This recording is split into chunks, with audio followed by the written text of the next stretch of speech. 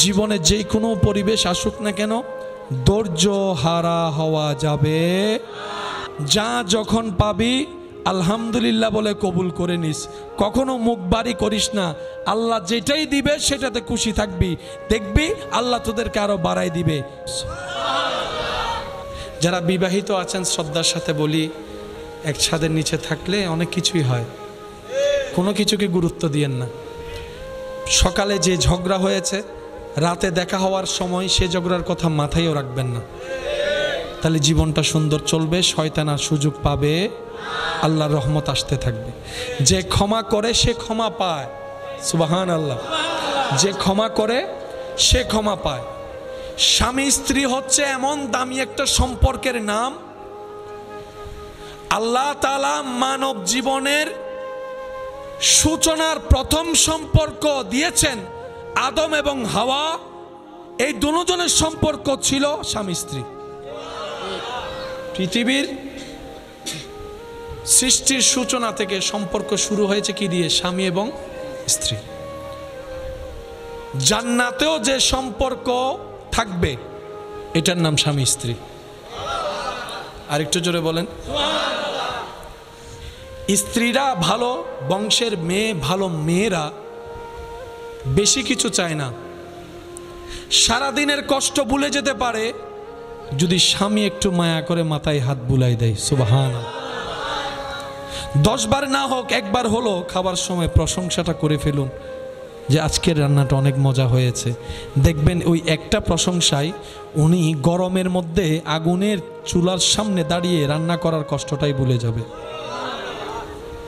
মেয়েরা চায় একটু মায়া, একটু ভালোবাসা, একটু সম্মান। সংসার কি শান্তির হবে কি হবে না? করে দিবেন কে? আর স্বামীদের সবচাইতে পছন্দনীয় বিষয় হচ্ছে আমার স্ত্রী সবার সামনে প্রকাশ্যে গোপনে আমাকে সম্মান দিক সবার উপরে। আমার কথায় হাঁ কে হাঁ বলবে, না কে না বলবে। হ্যাঁ, আমি যদি কোনো একটা ভুল পরামর্শ দিয়ে থাকি আমাকে আলাদাভাবে বলুক, কিন্তু সবার সামনে এমনভাবে প্রেজেন্ট করবে আমার স্বামী হাঁ বললে আমি হাঁ, আমার স্বামী না বললে না। পুরুষ মানুষ সম্মান শ্রদ্ধা পেলেই অন্তর খুশি হয়ে যায়। এই দুইটা জায়গায় যদি আমরা একটু কাজ করতে পারি, ডিভোর্সের হার দিন দিন, বলেন না ডিভোর্সের হার দিন দিন। যদি আপনি বলেন আমি হারবো কেন, আমি কি তার থেকে কোনো অংশে কম? আমি বলবো ভাইয়া বোন, আপনারা তো প্রতিযোগিতার মাঠে নামেন নাই, আপনারা তো সংসারের জীবনে আছেন। আপনি তো প্রতিযোগিতায় থাকলে দুইজন থাকতো, একজন মেরে ফেললে আরেকজন জিতে যেত, খেলা শেষ। কিন্তু এই খেলা শেষ নাই। হাসরের ময়দানে আল্লাহ পাক রব্বুল আলামিন স্বামীকে জিজ্ঞেস করবে স্ত্রী সম্পর্কে, স্ত্রীকে জিজ্ঞেস করবে স্বামী সম্পর্কে। সেই দিন স্বামীর পক্ষে স্ত্রীর ভালো রায়, স্ত্রীর পক্ষে স্বামীর একটা ভালো রায় সারা জীবনের গুনাহ মাফ করে জান্নাতের রাস্তা পর্যন্ত পৌঁছায় দিতে পারে। অর্থাৎ স্বামী ছাড়া স্ত্রী চলতে পারবে, স্ত্রী ছাড়া স্বামী চলতে পারবে। আপনারা হয়তো অনেকবার শুনেছেন, শুধু স্মরণ করিয়ে দেওয়ার জন্য একটু বলি। কোরআনে স্বামী স্ত্রীকে পোশাক বলা হয়েছে, একজন আরেকজনের।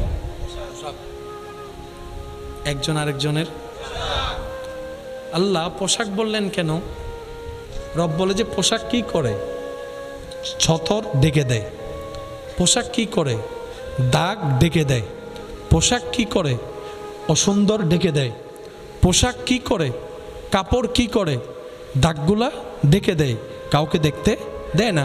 রব বলে যে কি চমৎকার উদাহরণ, আল্লাহু আকবার, যদি আমরা একটু বুঝতে পারতাম।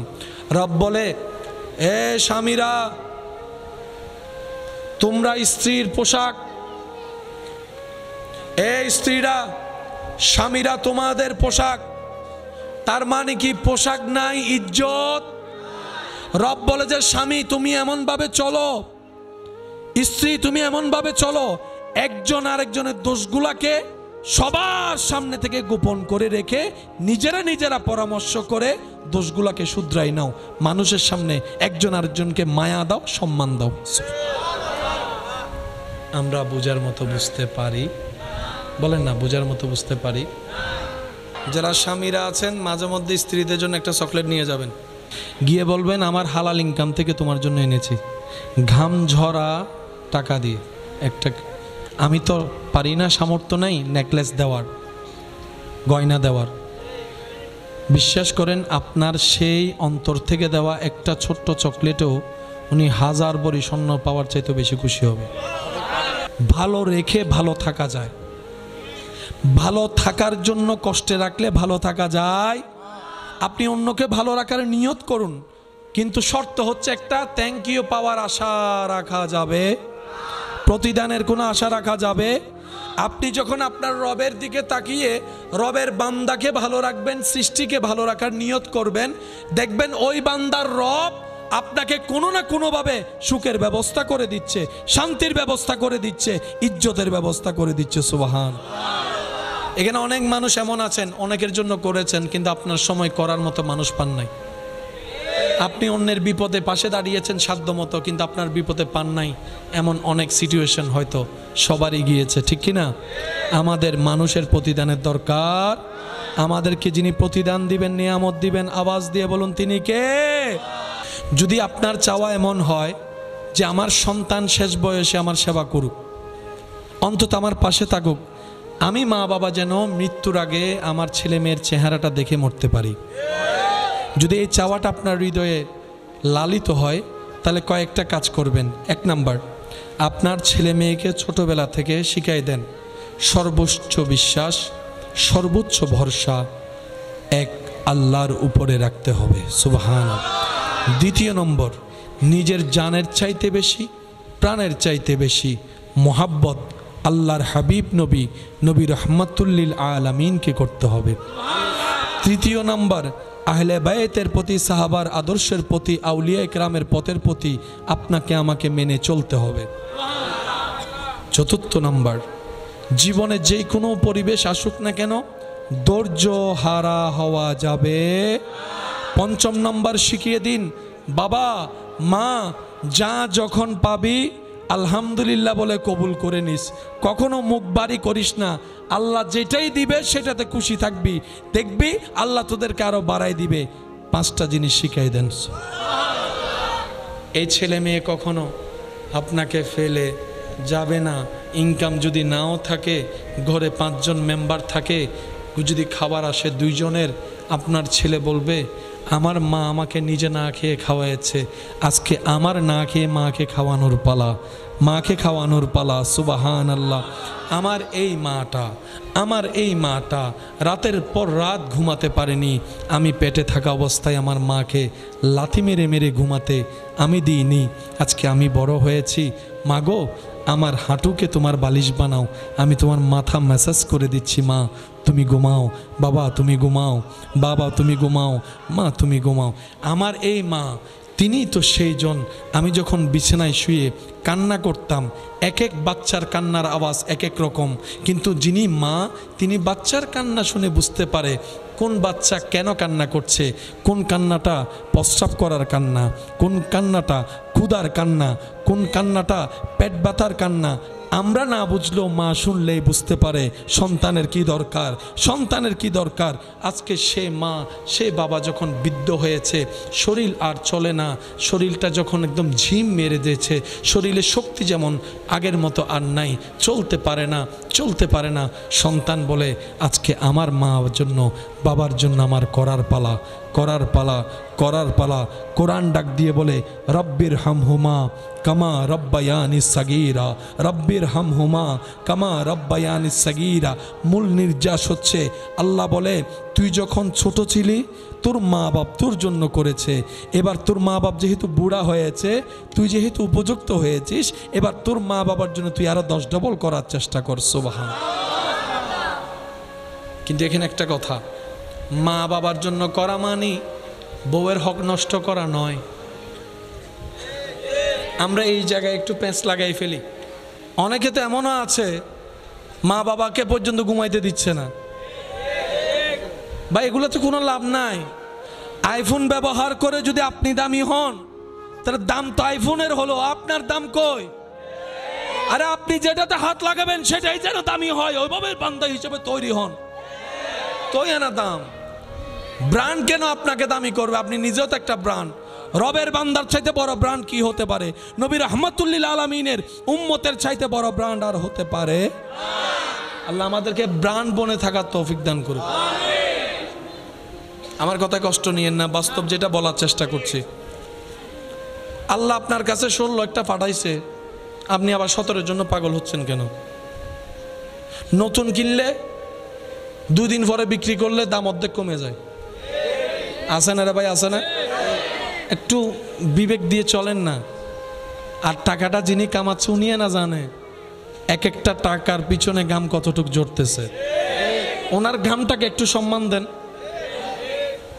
আমার কথা শোনার দরকার নেই, যিনি টাকা কামাচ্ছেন ওনার ঘামকে একটু সম্মান দেন, ওনার পরিশ্রমকে একটু সম্মান দেন, ওনার উর্গুমা থেকে কাজ করাকে একটু সম্মান দেন।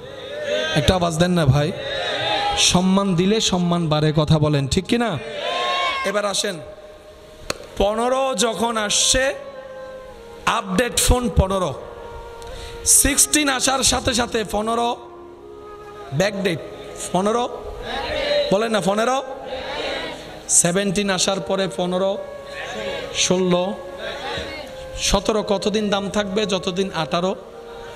তাহলে একটার পরে যখন আরেকটা আসে আপডেট ওইটাই হয়, ওটা পুরাতন হয়ে যায়। এবার বলেন আমাদের নবীর পরে কি আর কোনো নবী আসছে? আসবে? তার মানে আজীবন আপডেট আমাদের নবী। আমাদের কোরআনের পরে কোনো কোরআন কিতাব আসছে? আসবে? তার মানে আমাদের কোরআন সর্বদা আপডেট। আমাদের ইসলামের পরে আর কোনো ধর্ম আসছে?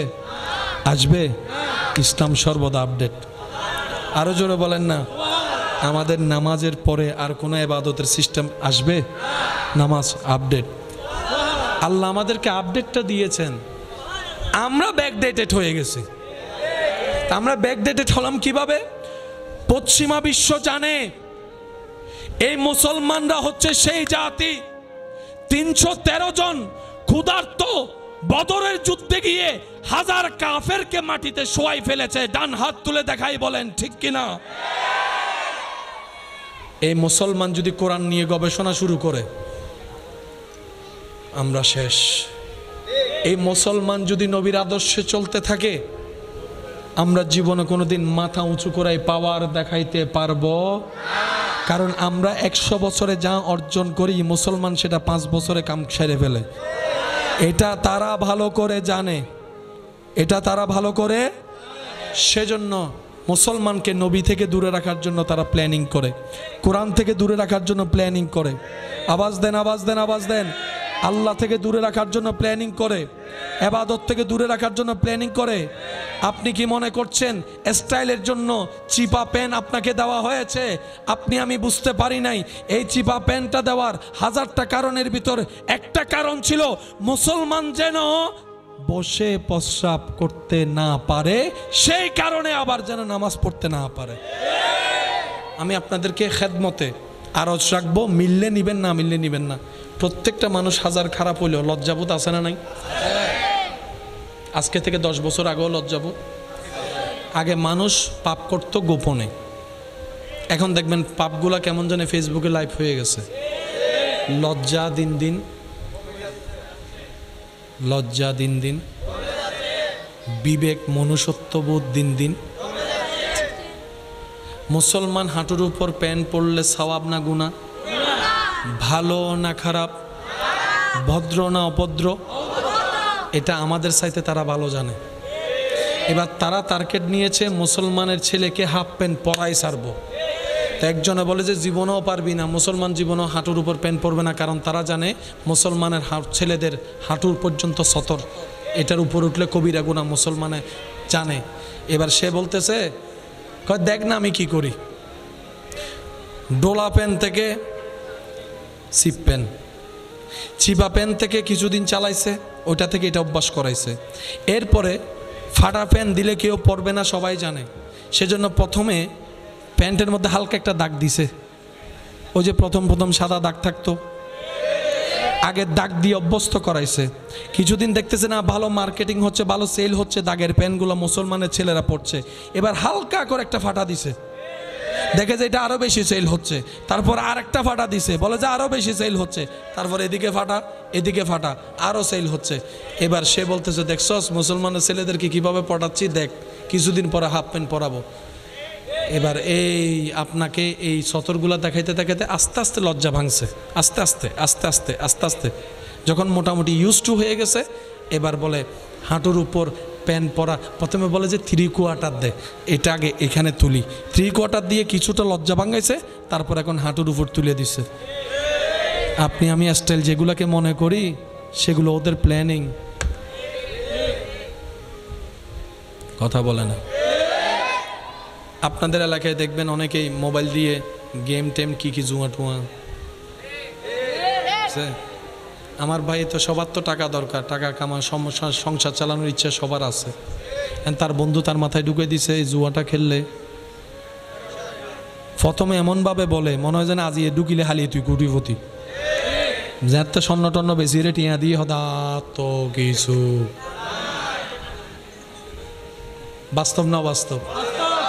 আপনি কি জানেন এটাও তাদের কৌশলের অংশ?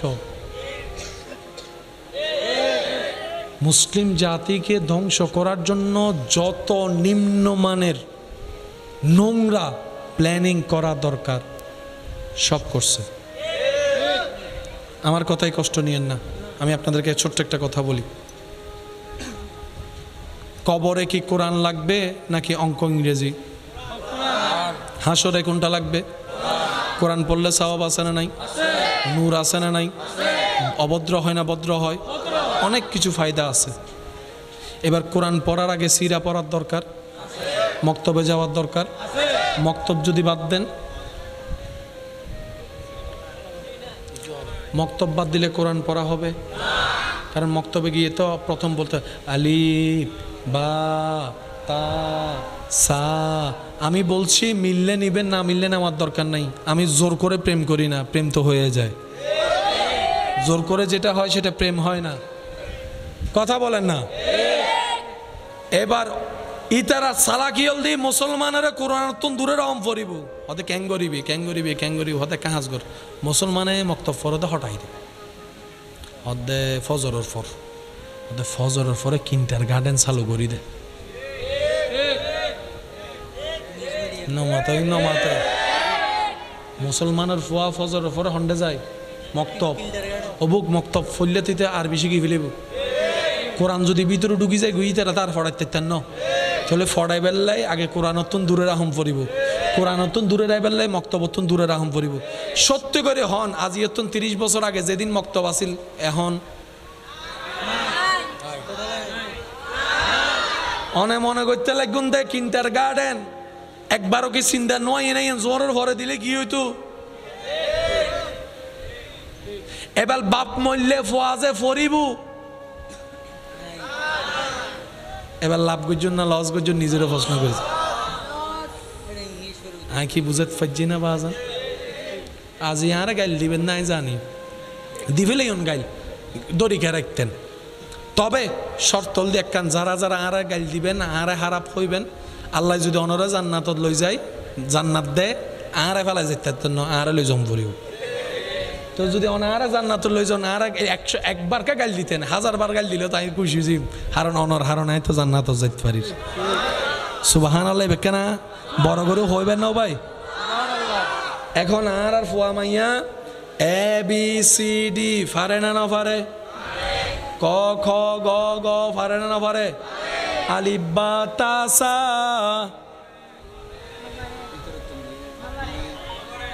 হন না হন না? আলিফ বা তা সা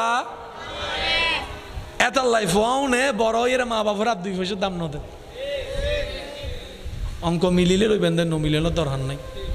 এন্ডে বতিলে আছে মা বাবার একবার হেলো পর্যন্ত না হয় মা বাপ গরমত গ্রামত ফরি দেখি।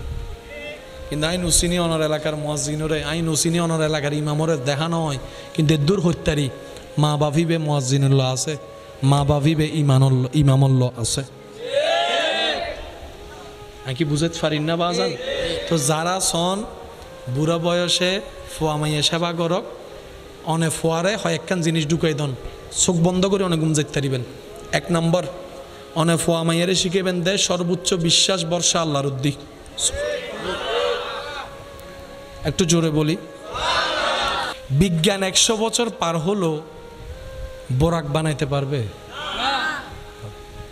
বিজ্ঞান 1000 বছর পরিশ্রম করলেও প্রথম আসমান যেতে পারবে? কল্পনাও যেতে পারবে? কিন্তু আল্লাহ তাআলা 1450 বছর আগে আমাদের নবীকে মেরাজ করে নিয়ে এসেছে। তার মানে মুসলমান ব্যাকডেটেড নয়, মুসলমান হচ্ছে সবচাইতে আপডেটেড।